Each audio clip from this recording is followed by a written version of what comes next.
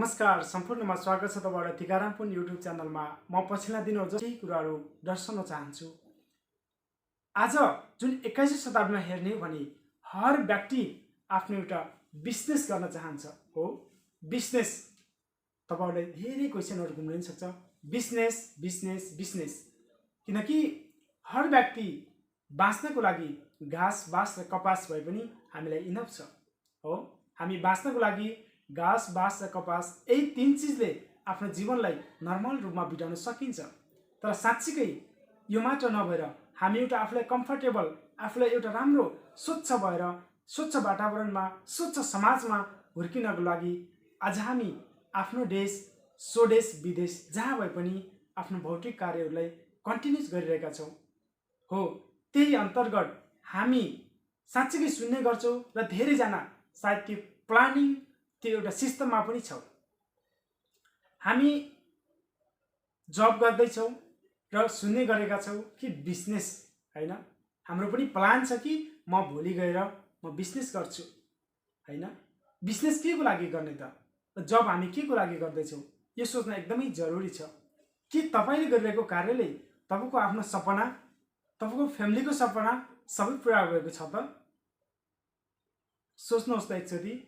तपाईं हामीले सोच्ने बेला आइसकेको छ। यो हो जति पनि कार्यहरू तपाईहरुको पुस्ताले गरेको थिएन तपाईले गर्दै हुनुहुन्छ किनकि जिम्मेवारी बढेको छ। यस तपाईको पुस्ताले नगरेको कार्य तपाई गर्नुको कारण एउटा मात्र कारण छ कि तपाई चेन्ज हुन चाहनुहुन्छ। उहाँहरुभन्दा डिफरेन्ट टाइपको भएर बाँच्न चाहनुहुन्छ। त्यसै कारणले तपाई आज उहाँहरुले गरेको भन्दा धेरै फरक टाइपको कामहरु गर्दै हुनुहुन्छ। सो आउनुहोस् सुरु गरौँ तपाईको माझमा हाम्रो जबमा हामीसँग इन्कम लिमिट भन्नाले तब हामीले सबैभरले बुझ्नुपर्ने कुरा हामी हरेक काम जब स्टार्ट गर्नुभन्दा पहिले हामी जबको कम्युनिकेसन गर्छौं र त्यो बेलामा हामीले चाहिँ आफ्नो स्यालेरीलाई एउटा इन्कम हैन जस्तो हामीले एउटा भाडामा एउटा डिब्बामा पैसा राखेर ढक्कन लगाएको जस्तै हामीले त्यहाँ एग्रीमेन्टमा सिग्नेचर गरेर हाम्रो इन्कमलाई लिमिट बनाइसकेका हुन्छौँ र जुन एउटा लिमिट इन्कम भित्र हामीले काम गर्नुपर्ने हुन्छ। त्यो पनि हामीले सोच्नुपर्ने एकदमै जरुरी छ। एक्टिभ इन्कम भन्नाले जब हामीले काम गर्छौं हैन जब म सधैँ ड्युटी जान्छु 1 महिना काम गर्छु त्यसपछि मेरो पैसा आउँछ जसले चाहिँ हामी एक्टिभ इन्कम भन्छौं। त्यो पनि एक्टिभ पर्यो। यदि मैले काम गरेन भने त्यो पनि बीचमा कटेर आएन कि नभए पैसा नै आउँदैन है। र यसमा चाहिँ नट एभरेज यसमा एभरेज हुँदैन। एभरेज भन्नुको मतलब हामीले आफूले आफ्नो शक्ति या चाहिँ आफ्नो जति पनि इफोर्ट बल लगाएर काम गरेका छौं त्यो बल मात्र हामीले प्राप्त गर्न सक्छौं। यहाँ भनेको हामीले कसैको इफोर्टलाई चाहिँ युज गर्न सक्दैनौं है। अब डाइरेक्ट सेलिङ मान्छेहरूले किन गर्दैछन् त? आजको दुनियाँमा जुन एकदमै ठूलो चर्चामा डाइरेक्ट सेलिङ छ। डाइरेक्ट सेलिङ गर्नु यहाँ भनेको प्यासिभ इन्कम पाइदो रहेछ। प्यासिभ इन्कम भन्नुको मतलब तब हामीले बुझ्नको एकदमै जरुरी छ।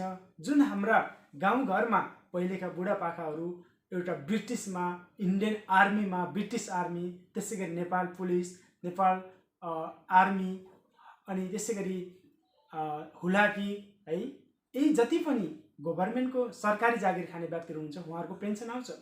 त्यो पेन्सन भनेको प्यासिभ इन्कम यानी कि उहाँहरुले पनि 10 देखि 15 वर्षसम्म आफ्नो एउटा जबलाई निरन्तरता दिएर जुन सरकारबाट स्वीकृति प्राप्त गरेर उहाँले जुन एउटा पेन्सन पाउनुहुन्छ त्यो पेन्सन पनि उहाँ हुँदासम्म उहाँले नै पाउनुहुन्छ। उहाँ बितिसकेपछि उहाँको आफ्नो वाइफले जाने गर्छ र वाइफ पनि बितिसकेपछि त्यो पेन्सन भनेको त्यतिकै रोकिने गर्छ। हो कसैले पनि पाउँदैन अरु जेनेरेसनमा। तर आजको जुन यो डाइरेक्ट सेलिङको दुनियाँमा भन्ने ओइ दिन हामीले 15 वर्ष 20 वर्ष हामीले जब गरेर हामीले प्यासिभ इन्कम पाउँथ्यौं भने आजको दुनियाँमा ओइ दिन 2 देखि 5 वर्षभित्र तपाईले राम्रोसँग डाइरेक्ट सेलिङमा काम गर्नुभयो भने यस्ता कम्पनीहरु छन् जुन कम्पनीले कि तपाईको लाइफ टाइमसम्म एउटा प्यासिभ इन्कम दिने गर्छ।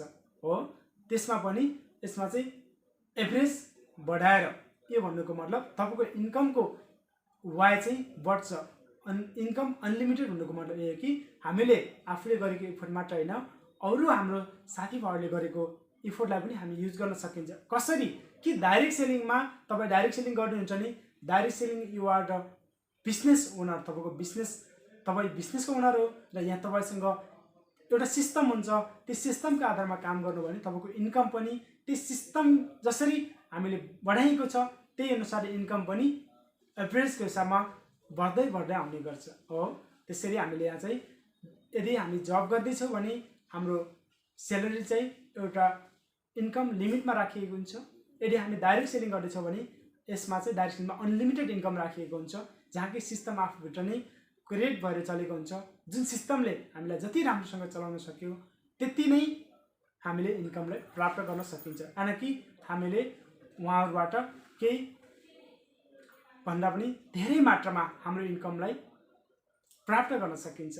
त्यसै गरी जबमा चाहिँ टाइम लिमिट भन्नुको मतलब कि हामी काम गर्नुभन्दा पहिले हाम्रो टाइमिङ फिक्स भएको हुन्छ कि यति घन्टादेखि यति बजेदेखि यति बजीसम्म मैले यो काम गर्नुपर्छ, त्यति यति बजीसम्म यो काम गर्नुपर्छ भन्ने हाम्रो अलरेडी प्लान बनिसकेको हुन्छ। साथमा डाइरेक्ट सेलिङ गर्ने व्यक्तिहरूको लागि टाइम अनलिमिटेड भन्नुको मतलब कि समय भनेको हाम्रो लागि टोटली 24 आवर्स हो। समय भगवानले हामी सबैजनालाई चाहिँ बराबर रूपमा दिनुभएको, यो ब्रह्माण्डमा सबैजना एउटा सजीव प्राणीलाई ब्रह्माण्डमा दिनुभएको बराबर या चाहिँ समान चिज भनेको नै समय हो। तब हामीले त्यो समयलाई कसरी युटिलाइज गरिरहेका छौँ त त्यसमा बुझ्नुपर्ने एकदमै जरुरी छ हो। आज त्यही समयलाई बुझ्ने मान्छेहरू आफ्नो जीवनलाई परिवर्तन गरिसकेका छन्।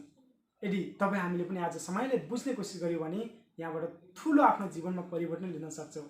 त्यसैले जबमा हाम्रो टाइम लिमिट छ, हामी फिक्स टाइमिङमा बन्धनमा बढिएका छौँ भने डाइरेक्ट सेलिङ बिजनेसमा हामी अनलिमिटेड टाइम छ कि हामी जतिखेर पनि गर्न पाइयो, जुनसुकै बेलामा पनि हामी वासरुम बस्दा बस्दै पनि तपाईँले डाइरेक्ट सेलिङ गर्न पाउनुभयो।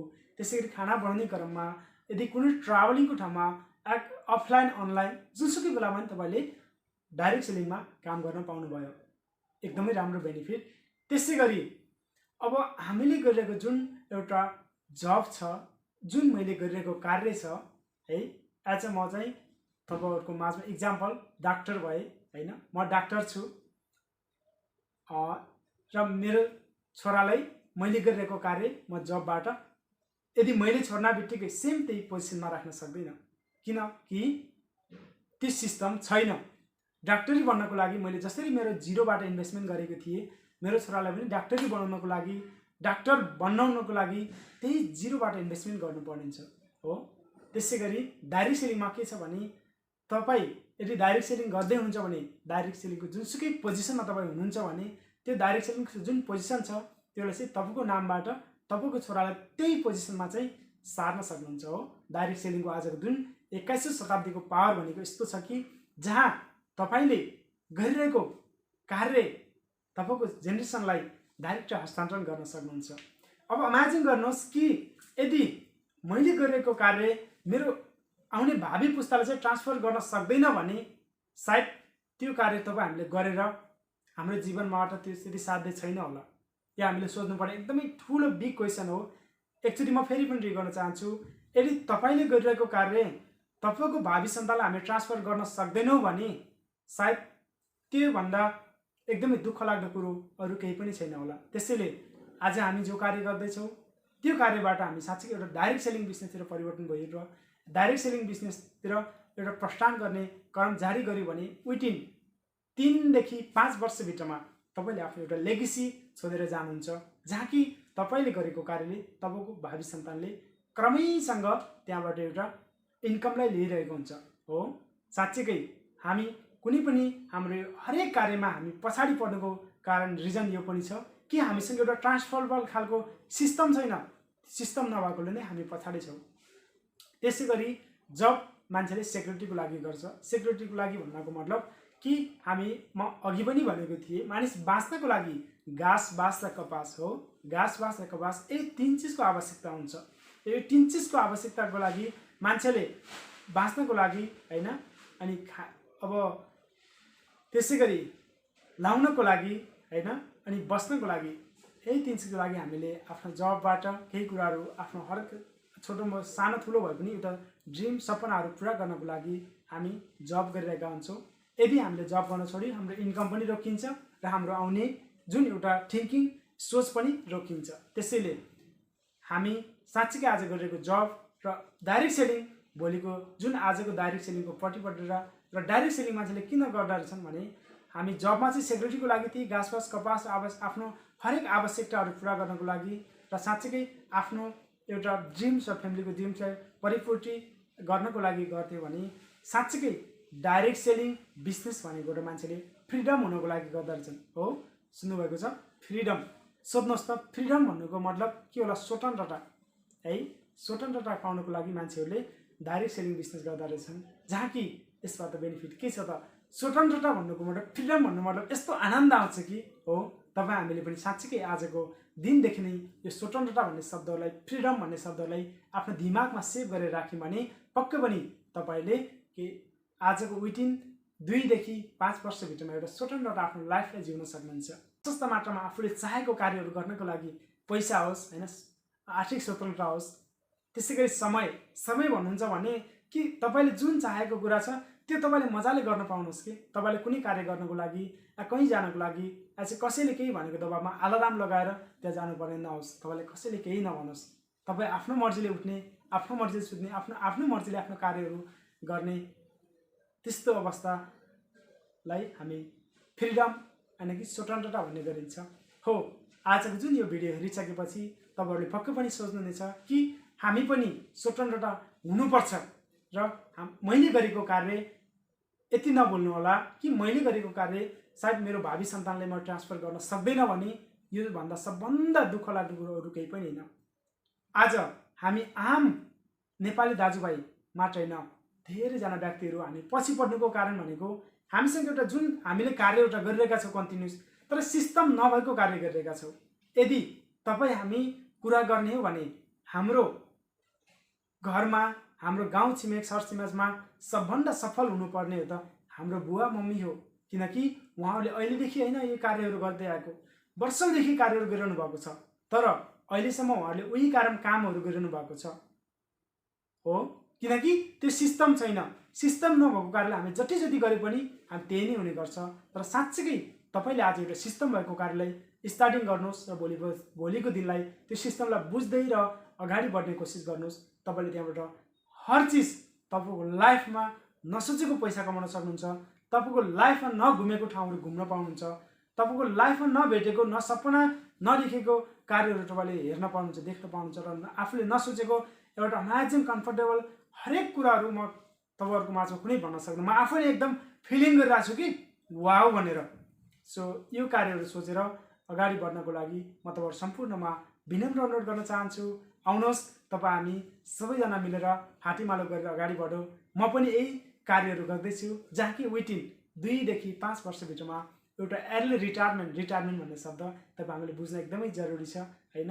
रिटायरमेन्ट लिनको लागि प्लान गरिरहेको छु, मिसन बनाएर रेडी बनाएर अगाडि बढिरहेको छु। आउनुहोस्, तपाईँ हामी सबैजना मिलौँ र हातेमालो गरौँ र एक अर्काको सार सल्लाहलाई होइन एक आपसमा साथेर आफ्नो जीवनलाई एउटा खुसियाली राम्रोमा परिवर्तन गरौँ, जहाँ कि तपाईँको आफ्नो भावी सन्तानलाई पनि भोलिको दिनमा एउटा गर्व गर्ने राम्रो वातावरण बनाऊ भन्दै बाचाका साथ अहिलेको लागि तपाईँहरूको माझबाट बिदा हुन चाहे। नमस्ते। हजुरको आजको दिनबाट होइन, आगामी आउने दिन पनि सधैँ शुभ रहोस्।